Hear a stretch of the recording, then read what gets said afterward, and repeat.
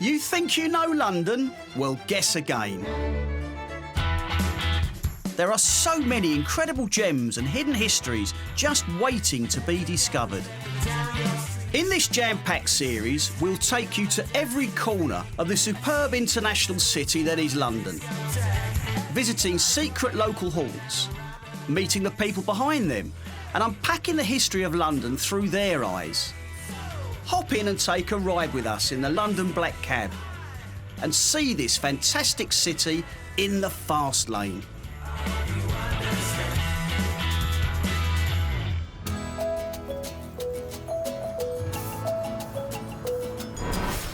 Today I'm visiting King's Cross, an area located to the north of London. The area has a rich and colourful past. Its location at the meeting point of road, river and rail has shaped its history. Until recently, the area is regarded as one of the more insalubrious parts of London. But recent redevelopment has totally transformed it into a wonderfully vibrant and fashionable place to visit.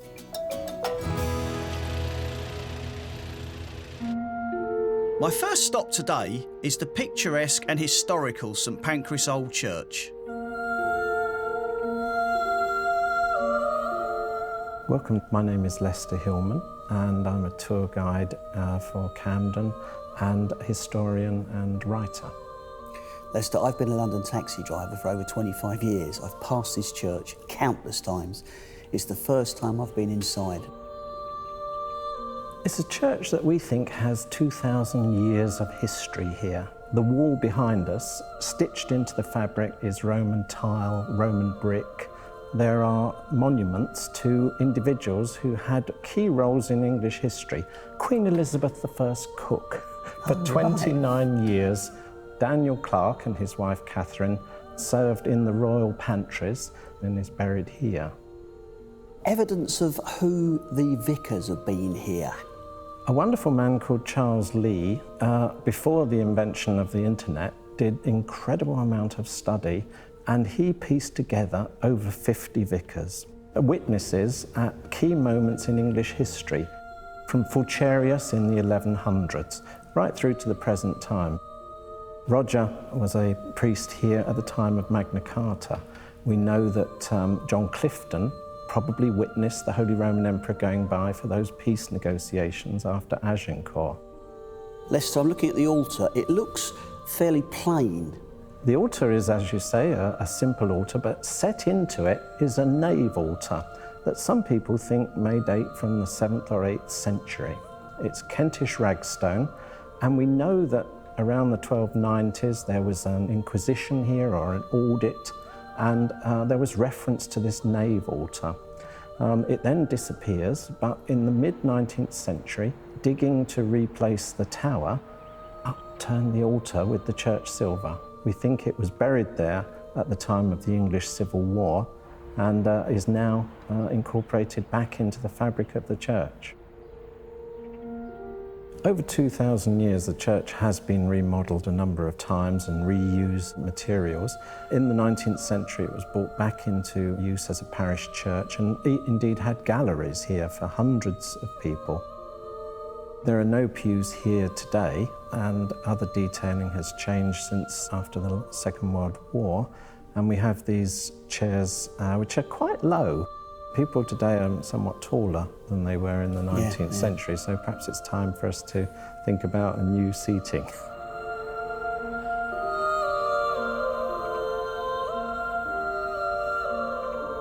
What was the area like prior to the railway around the church? Would have been pleasure gardens in terms of places of refreshment, spas, farmland, and open space. And of course, let's not forget the River Fleet, which had a major influence on this area and now is almost hidden. The gardens here have a wealth of individuals and personalities and drama. The author of Frankenstein, Mary Shelley, for a time, she lived just over by the hedgerow there. She was brought up in this area. Her parents were married in St Pancras Old Church. And I think she got some of her ideas about science from living here and the changes in new gasworks, new technology, the Regent's Canal coming here. In terms of numbers of people that come into the gardens, the principal reason they come is Thomas Hardy. We have a spectacular ash tree surrounded by gravestones that became available when the gardens gave up space for the building of the railway in 1867. They probably didn't think that it would become this iconic fusing of stone and tree when they first put them there. And Thomas Hardy oversaw the seemly treatment of the burials and reinterments and the works going on. It had an enormous effect on him. He gave up his work in London. He went back to Dorset and became the writer and poet that we know of. So are there any other special groups of people who are synonymous with this cemetery? Specialist interest groups come round here all the time. John Mills, the last survivor from the Black Hole of Calcutta, is buried here. And of course, Charles Dickens' school teacher, a man called William Jones. Lester, I'm sort of very aware of the area and the changes that are occurring here. Do you want to talk me how you see them? When we look at the skyline beyond the churchyard, it is changing before our very eyes. There are huge new residential communities moving into the King's Cross lands. We have several universities, the University of the Arts, and that, I think, is an interesting new chapter for St Pancras. So the future for the area is looking very bright, and its historical past will remain intact.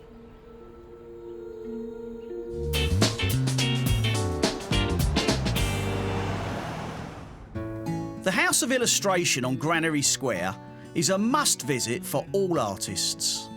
I'm Olivia Ahmed, I'm curator here at House of Illustration, which is based in Granary Square. For a lot of people, it's an area of London they haven't visited before, but there's loads to do here. There are great restaurants, there are bars, lots of different public events happening, especially in the summer. The House of Illustration was set up by Quentin Blake, the really well-known artist and illustrator. It was set up in 2002 as an organisation, and then we opened our first building here in Granary Square in 2014, so we're nearly 3 years old now. We're the only art gallery in the UK that specialises in illustration. Often illustration is commissioned, it's art with a job to do, and it's the kind of art that we see every day. So posters, in picture books, sometimes it might be a chart or an infographic explaining something in a newspaper, sometimes it might be background artwork for animation, which is something that we're showing at the moment. It takes lots of different forms, but it's very different from painting or sculpture. So this gallery is really quite unique in showcasing that kind of work. We have a permanent gallery dedicated to the work of Quentin Blake and his archive. So Quentin's archive is 35,000 pieces now. He started working when he was 16. He had his first illustration published, and he's still working today, many years later. So we're always showing Quentin's work, but we pick different bits of his archive. We have 10 exhibitions every year, and they're always completely different from each other. So coming up next year, we've got exhibitions about textile design, political satire, and we're commissioning some new artwork from up-and-coming illustrators as well. So at the moment, I'm working on an exhibition for later this year in September, which is work by Gerald Scarfe, who's known as a political cartoonist for The Times and other newspapers. But actually, this is taking a totally different look at his work, and it shows his work as an animation designer for films like Disney's Hercules and Pink Floyd's The Wall, and also his work for theatre design. He's designed operas like The Magic Flute and ballets like The Nutcracker. Our current exhibition is called Anime Architecture, and it's about the background artwork that you see in films from the 1980s and 1990s, like Ghost in the Shell, Pat Labor and Metropolis. These are really kind of iconic Japanese animated films. And you see them on screen, but they're actually, the backgrounds are done by hand, so that hundreds and hundreds of paintings are done by different people to make one film. We're a unique institution, so we appeal to lots of different people.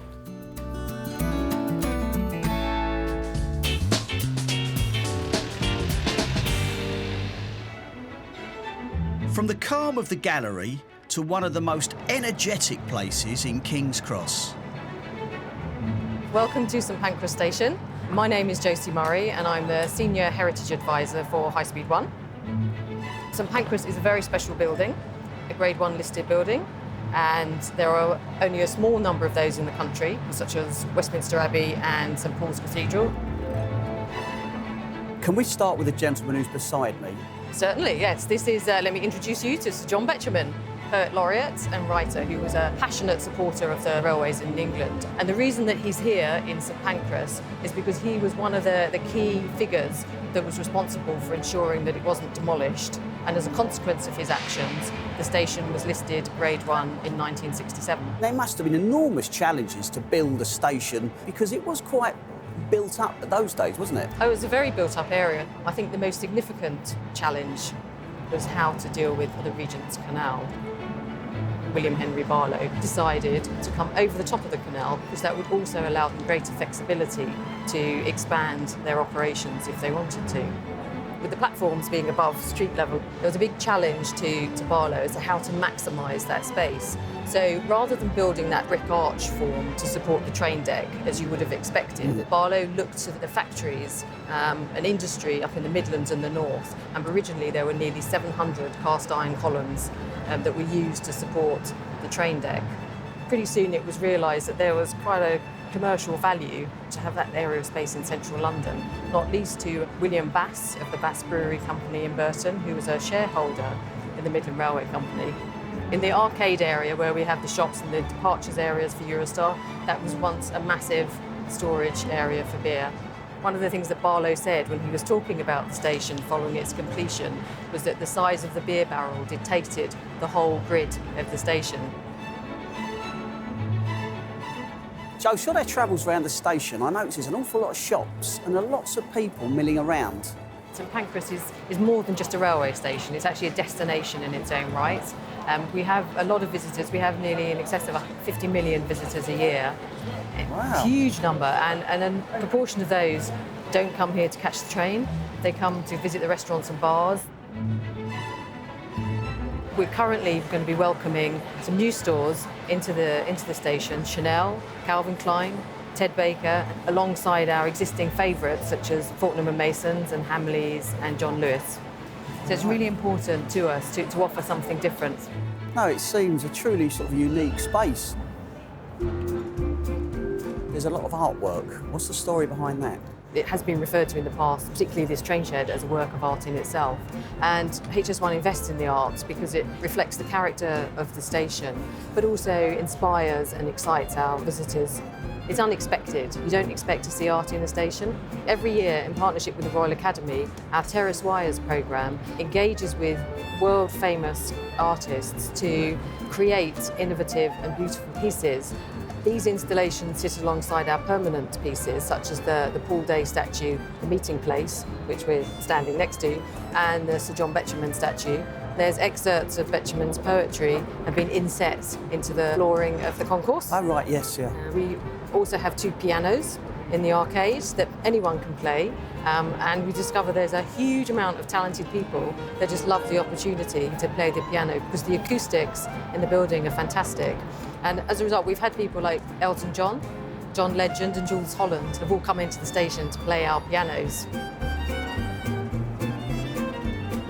Well, Derek, I brought you here to this place because I think as a cab driver, you'll appreciate its significance. We're in what's now called the Eastern Arch, but it was in fact an exit.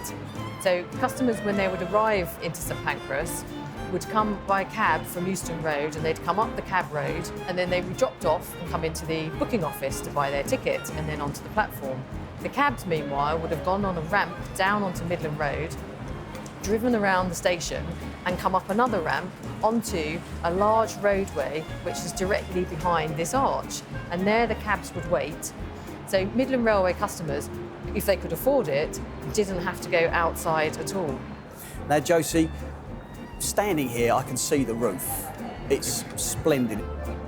When the station opened, it was the largest single-span roof in the world. It was a huge engineering achievement and was much copied. In fact, the first Grand Central station in New York was pretty much a replica of St Pancras. All right. The train shed is nearly 700 foot long, 240 foot wide and 100 foot high. So it's a massive, big space. And the roof shape itself, as you look at it, you'll see it has a point at the apex, and that allowed it to have a much greater span. Now, from the outset, St Pancras was designed to impress. It was a statement showcasing the best products from the Midland areas, and all of the materials in the station that were there for sort of public view were sourced from the Midlands area. Well, Derek, to finish our tour of the station, I've got a bit of a treat for you. We're going to go up on the roof. Oh, fantastic, Follow Josie. me. Let's go. Okay.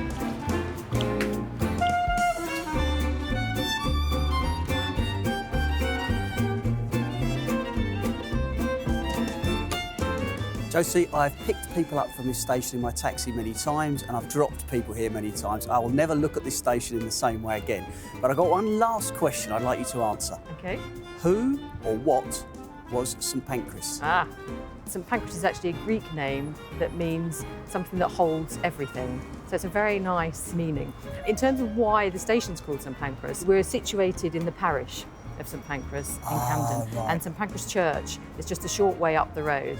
Josie, you've answered all my questions I came here with today. Thank you so much for having me.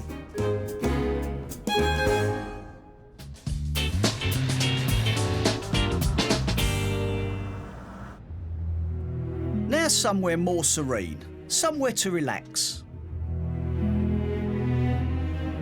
Derek, welcome to the St Pancras Renaissance Hotel London. My name is Anders Wynnum. I'm the Director of Sales here. It's our pleasure to have you. Anders, first of all, thank you for inviting me to this splendid hotel. I mean, it's just breathtaking. What can you tell me about the history of the Renaissance St Pancras Hotel? Originally, it dates back to the 1860s. It was commissioned and built on behalf of the Midland Railway Company by a renowned architect at the time, Sir George Gilbert Scott. But the actual grand opening was on the 11th of May 1873, opened by Queen Victoria. Anders, why is it such a splendid hotel? I mean, every room, everywhere I walk, it's almost as if it's over the top.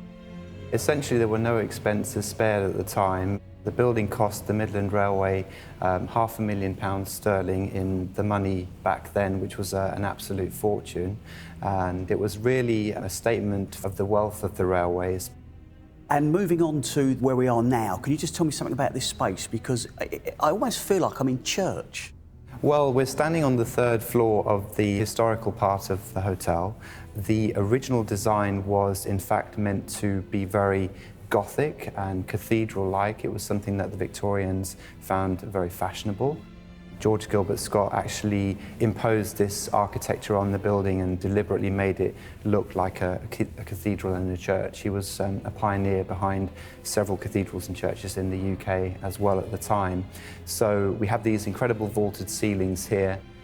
The design behind us, as you can see, is meant to represent the heaven and the stars looking down on you, which was in Gothic mythology something that the Victorians believed a lot, and it was supposed to be seen as a sign of good luck. And we also got a lot of different medieval related crests around us, as well as some of the shields of the cities of the Midland Railway. We have places like Derby, Nottingham, Leeds. I mean, this was really the lifeline between the north and the south of the UK at the time. Equally, the stonework and the masonry, a lot of the brickwork were actually quarried and brought down from places in the north and Midlands of the UK by train. And in terms of restaurants and bars within the hotel, what can you tell me, what facilities do you provide? So we have 3 restaurants in the hotel. We have our booking office bar, which was actually the original ticket hall connected with St Pancras Station. So we have a lot of the original listed woodwork, the original ticket office structure is still within the booking office today. That in itself is a Grade 1 listed structure protected by the House of Lords.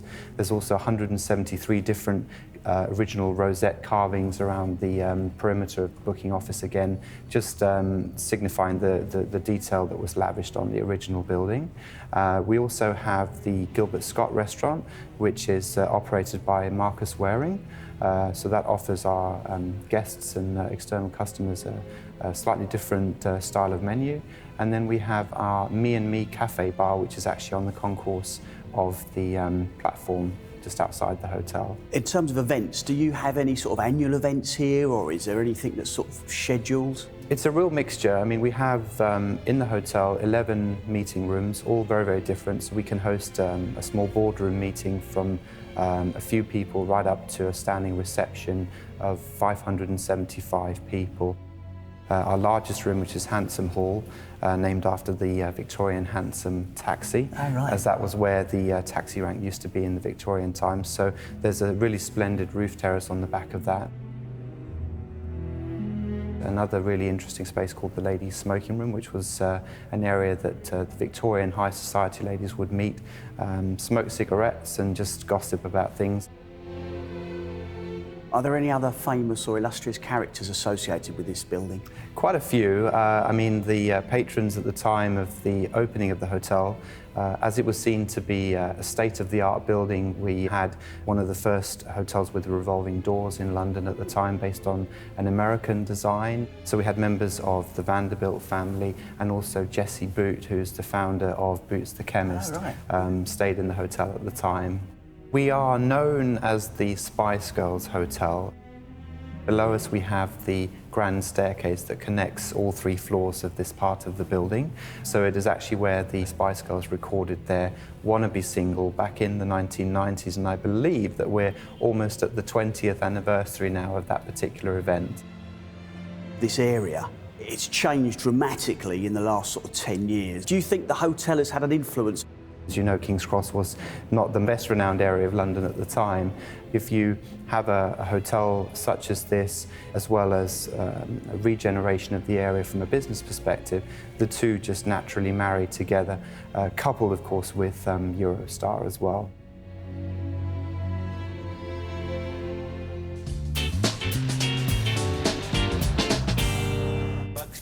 After the relaxing atmosphere of the Renaissance Hotel, now to visit somewhere a little more energetic. Welcome to the place. I'm Saoirse and I'm the press and media manager here. What goes on here? Everything relating to dance. We've got a theatre which is completely accessible to the public with over 200 shows a year. We have quite a range of performances, but it's all in the contemporary dance vein. It can use lots of different techniques. So you might see something that looks a bit like ballet, or you might see something that's a bit kind of hip-hop. So it's quite exciting. It's throwing lots of different styles together. We also have classes and courses for all ages and abilities. And we also have London Contemporary Dance School, which is one of the leading conservatoires for training new dancers. What's the history of the Place Theatre? The place has been here since 1969. It was one of the sort of first organisations for contemporary dance in the UK, and it's very unique because it has the theatre, but it also has the London Contemporary Dance School. So the idea was to have professionals alongside students who are learning to dance and become choreographers, and that was really part of the vision of Robin Howard, who was our founder. Can anybody sort of turn up and say, well, I'd like to learn to dance? London Contemporary Dance School, it's like a university, it's an international university or a conservatoire, so you have to apply in the same way that you would for any other kind of degree course. Ah, right, OK. But if you're a member of the public, you can come to a class. So there's kind of ballet, there's hip-hop, there's flying low, which is a very new technique which people are loving. And it's for all ages, for children from 18 months all the way up, you know. Right. And we've got over 60s classes as well. So there is something for everyone. Have you had any sort of well-known artists perform here? Our theatre has seen some of the sort of most well-known names in UK-based choreographers perform their work on the stage here in the early stages of their career. So people like Hofesh Shekhter, Akram Khan, Jasmine Vardaman and Wayne McGregor have all been here in the earlier stages of their careers. Now we've sort of got the next generation of the go-to dance companies coming here. How many hours a day would a dance performer have to study and train? Our students come in and they usually come in 8 o'clock and they leave at 6. Wow. And that is, a lot of that time is actually spent in the studio, conditioning the body, learning new techniques, doing things like Pilates so they, you know, avoid injury, which is incredibly important for any sort of performer. It's a wonderful, vibrant area now, I think, and with the Knowledge Quarter, which has been established here, there are lots of organisations like the Wellcome Trust, Central St Martin's, the British Library, all in this very condensed area, and we do projects with them on a regular basis, which is really exciting for audiences and also for us creating work. Fantastic. I mean, I've really enjoyed seeing the area grow and change, and it's now somewhere where you really want to come and visit because there's so much to do. definitely. And it also feels much safer, and it's really easy to get to because, you know, you're just 5 minutes from King's Cross, which is a hub of a station. There's Euston, and you can get black taxis at any point. It'll just drop you off at the door. If you're coming to London and you want to see a really bold, exciting dance show that might just surprise you, this is the place to come and see it. We've got a very small theatre, so you're up close to the action and you can see, feel and hear everything on stage. Very reasonable ticket prices, up close. It's the place Well, to I come. like the idea that in theory I could book a dance class, so if I needed to come in and get some exercise, you may well see me. That'd be wonderful. I'll keep you to that.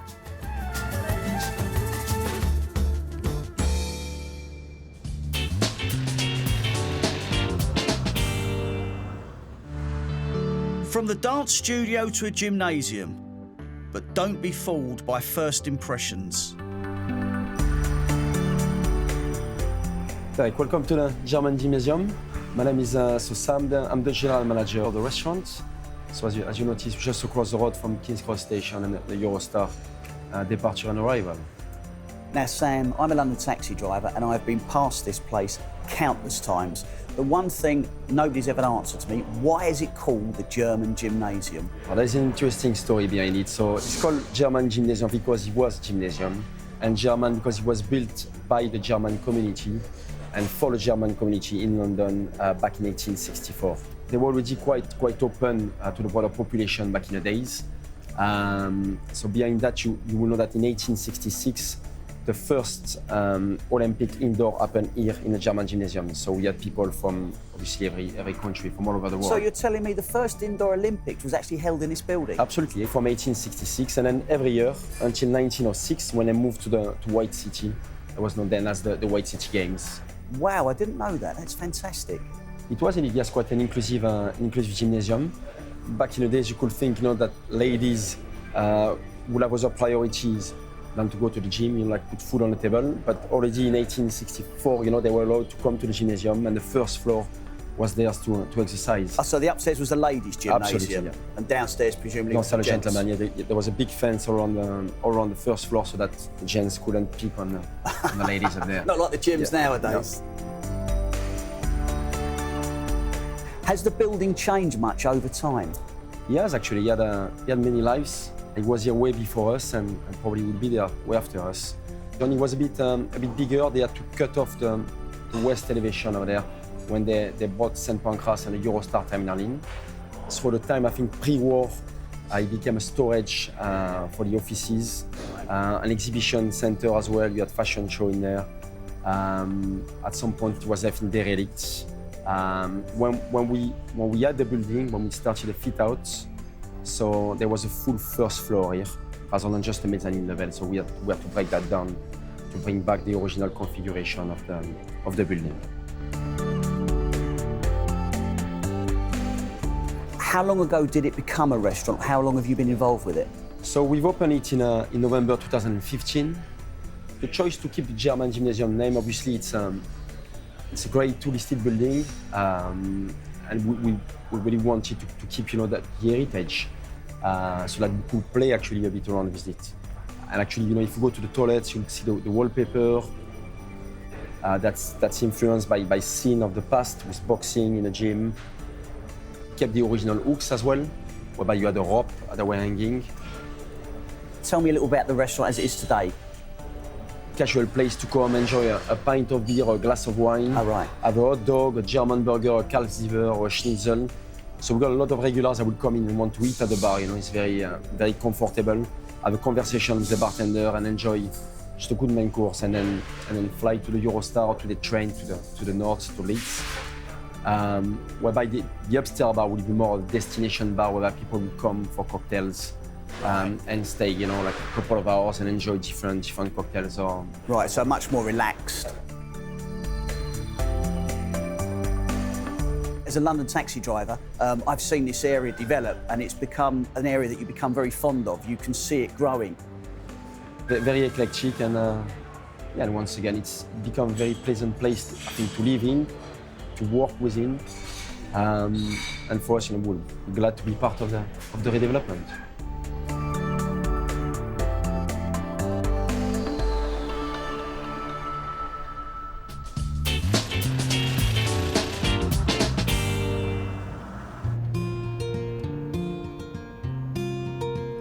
trip to King's Cross wouldn't be complete without a visit to the Canal Museum.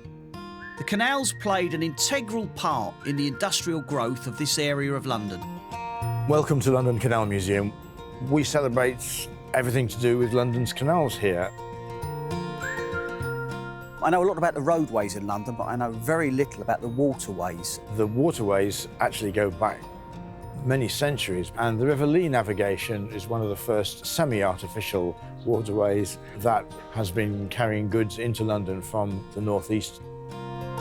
The Regent's Canal that we're next to here was finished in 1820. It's one of the latest canals in the UK to be built. Were the canals rivals to the railways, or do they sort of work together? Well, there was a bit of each, really. There was quite a lot of canal and railway interchange in London, so traffics were carried between the two, particularly coal coming down from the north and transferred to canal boats for local distribution. What's the sort of story with the canal now? I mean, is it still used for transportation, or...? Well, no, with some very limited exceptions, the canal is not used for commercial traffic, but the canal is used a great deal for leisure. There's also quite a large residential community living on boats in London. Are the exhibits permanent, or are they transient? And we have a bit of each. Most of the exhibits are permanent, but we do have a programme of temporary exhibitions here. So at least twice a year we change the temporary exhibition to give people something to come back for.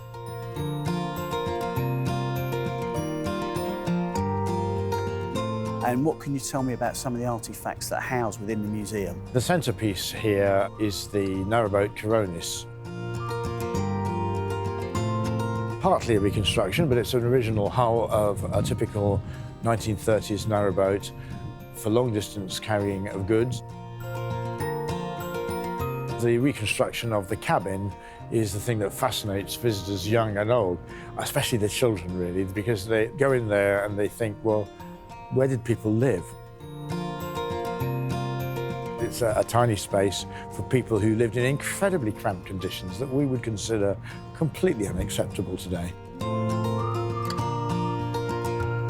Having a wander around the museum, I noticed a lot of brightly coloured artefacts. Is there a reason behind that? I don't know if there's a reason, but it's certainly a tradition that the boats and all sorts of things that went on the boats were brightly painted. Water cans and spoons and pots and pans and things. All kinds of things were decorated with this tradition of roses and castles painting, which is carried on to this day. And then I went upstairs to the first floor and I saw the horse. Oh, you met the horse? Yes. Well, the horse has a name. We call her Henrietta. Oh, right. But horses were used for pulling boats on the canals, and they were also used for delivering goods. Our building was originally an ice warehouse, but it was turned into stables for ice cart horses. Internal combustion engines didn't come onto boats until 1911. So before that, the horse was the only way apart from the occasional steam tug. When the horse started getting its marching orders, it was the Bollinger engine that took over, and we've got one of those very early canal boat engines on display. So horses played a really, really important role, and their upkeep and their care is a really important part of the canal story. The only floating boat that we've got here in the museum, Bantam 4. This class of tug was built for canal maintenance mainly, and it's a pusher tug. It's got two wooden buffer beams at the front and is used to couple up to a large barge, which would normally be full of spoil from maybe dredging or something like that, and then this tug would maneuver that and move it around.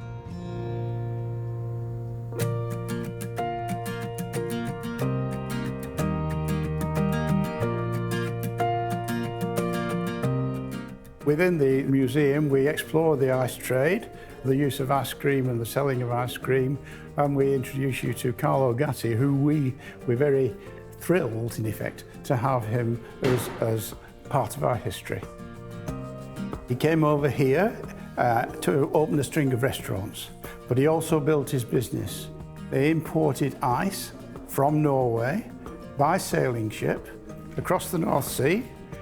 They brought it into Limehouse, came up to our landing stage here, And then they transported that ice into what we call ice wells, huge holes in the ground. Once the ice was put into storage, was there a lot of wastage? I have seen figures quoted between 5 and 30% losses. I think that where we are in the trade in this part of the world, it will be the 5% end. Once it was here, once it was stored in the ground, the ground would freeze. Right, I see. And so there will be very little in the way of losses once it was in the ice wells. Obviously, it was a business, so they must have sufficient left at the time it got there for them to still be able to sell it and make a profit. Each day, they would load carts to sell that ice to hospitals, hotels, restaurants. The Italians introduced ice cream to Britain, and Carlo Gatti was one of these. He obviously sold ice cream in his restaurant, but he also sold it on the streets. It's fascinating that something we take for granted today was so important, you know, in the sort of 1800s.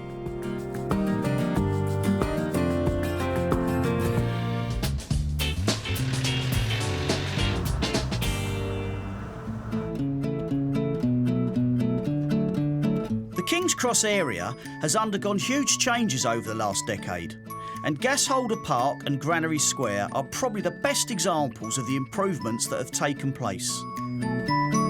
Anthony, good morning. Good morning, Derek. Welcome to Gasholder Park. Behind us we have the Gasholders London. 3 interconnected gasholder frames, which within it is a single residential building. We're about 500 metres away from St Pancras Station. We're right next to the Regent's Canal, which is running past Gasholder Park, and we're within the actual heart of King's Cross development. Anthony, I've known this area for over 25 years, driving a cab. Can you tell me something about the history of this land? What was here before? About 150 years ago, the rail first came to King's Cross. It brought a lot of the goods from the north of England, and it's the coal which started to define King's Cross as we now know it. These gas holders, which we're currently standing within, they were erected to take the coal and to process it and provide gas to a lot of London. What year were the original gas holders, or what period of time were they constructed? These gas holders were built in the 1850s. The site over the last 100 years or so was very active until probably the 1960s and 1970s, where it started to become more derelict. So what was the rationale in trying to sort of preserve it? Would it have been easier just to knock the whole thing down and start from scratch? Well, that would have been the easy option, to knock everything down, but we were very keen to hold on to the heritage and the history of the area and retain that character. We've actually had to take down these gas holders. We've refurbished them, and they've taken about 5 years. So each individual component's been taken up to Yorkshire, stripping back the paint, replacing the corroded metal, and bringing them back to life. When it was originally built, had a large unit which used to inflate all the way right up to the top of these frames and then drop back down again as the gas pressure rose and dropped. For us, what was a real challenge was having to remove the remnants of the industrial processes. So there was thick, gloopy tar below the ground. If you see, there's a thin band halfway up the column here. Yeah. Now, when the Victorians originally built it, there was a bolted connection within that column. And the way they constructed it is they would send a small child inside who would tighten up the bolts and fix it together. Now, when we came to refurbish these, we couldn't find any small children to fit in there. So instead, we've had to insert bands on the outside. What else happens in this space? We use this space and many other spaces for events throughout the whole year. Just recently, we've had a cider festival, which was very popular. We've had fashion events, catwalks, so a real range of different activities just to really bring people to the site and give them a chance to experience what we've done here. 20 years ago, this was a place you really didn't want to be. It was dark, dreary and dangerous. If you drove through it, you put the locks on your doors. Now the place has been totally transformed. Far cry from today, when tourists from all over London and all over the world, in fact, are quite happy to be taken here.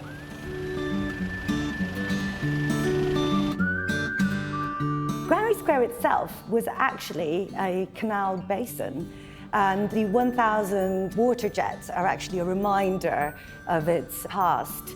It is surrounded by various different heritage buildings. The most famous one and iconic one is the Granary building, which is now home to Central St Martin's College of Art and Design. Around it, you have other buildings, such as the Fish and Coal building next to the Regent's Canal, Coal Drops Yard, which is where 8 million tonnes of coal would come down to London every year. The granary itself stored wheat and grain. And then there's various different buildings that were used as offices, such as Regeneration House, which is now home to the House of Illustration.